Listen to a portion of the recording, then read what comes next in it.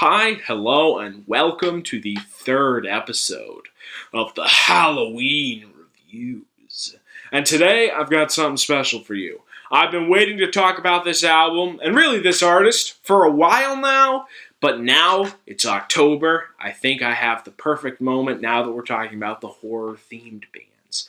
The artist we are talking about today is Marilyn Manson.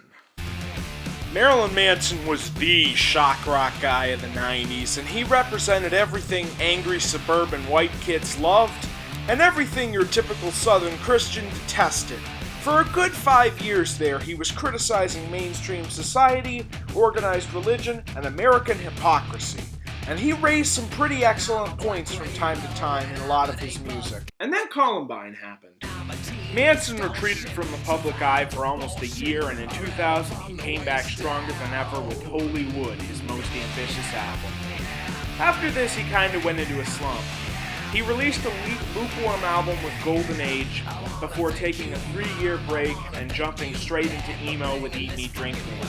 And after Eat Me, Drink Me, he responded to his pissed off fans by putting out the horribly uneven High End of Low. And after that, he went back to the harder industrial stuff with Born Villain. Now it's 2015 and we have a new Marilyn Manson album, The Pale Emperor. Now it's been 15 years since he put out an amazing album, and around 13 since he put out a decent one. Could this be the one that saves his career and brings him up out of the dregs of mediocrity that he's been dwelling in for the past decade? Let's find out. Track 1, Kuling Strangers. This is really different from anything he's done before, but you know what? I really like it. The anger is mostly gone, but the music is very interesting. Like, this is Marilyn Manson playing the blues, and it's pretty good. Track 2, Deep Six. This is the closest thing on this album that we get to a normal Marilyn Manson song, and it's easily the heaviest too. It kind of sounds like something off Hollywood or Antichrist, and I really like it. But holy shit, is it apparent that his voice has really degraded since the glory days of the late 90s and early 2000s. Well, man, that's what absinthe and coke does to you. Track 3, Third Day of a 7-Day Binge. This is pretty good too. It's got this bluesy, stompy feel to it, and somehow it fits really well with his vocals. And it kind of reminds me of some of the better stuff from the High End of Low and Eat Me, Drink Me albums. But I honestly like it quite a bit. It's another great song on this album.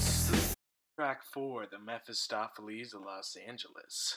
This is an amazing song as well. I don't know why this bluesy style fits him so well, but it really does.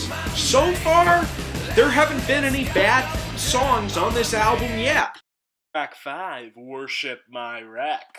Oh yes. This song is a little disappointing and it's kind of boring. Doesn't really go anywhere, but it's not a bad song. To be honest, there are points on here where his vocals remind me of Jim Morrison's vocals on some of the Doors' later, more blues-influenced albums. Track 6, Slave Only Dreams to Be King. Slave Only Dreams to Be King is definitely a standout for this album.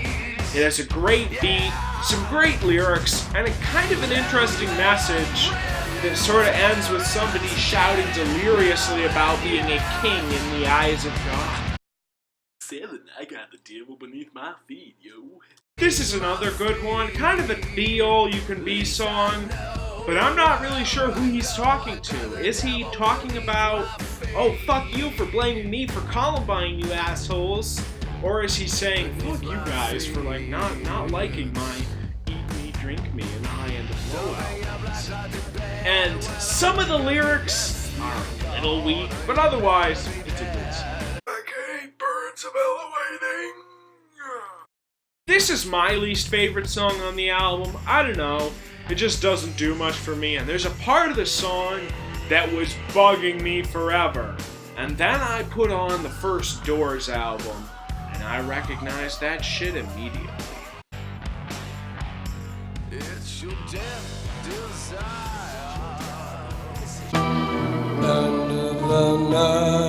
Oh, it's not identical, granted, and I don't blame him too much. There's only so many chords you can use in your standard rock song, and I don't think he meant to do it, but goddamn, that shit's close. Track 9, Cupid Carries a Gun. This is an amazing song that really showcases Manson's growth as a songwriter and a singer and shows us how far he's come from the 90s. Track 10, Odds of Even. Now this is an excellent closing track, and to me it's obvious what this song's about. His mother passed away in 2013, and this is obviously about her and dying in general.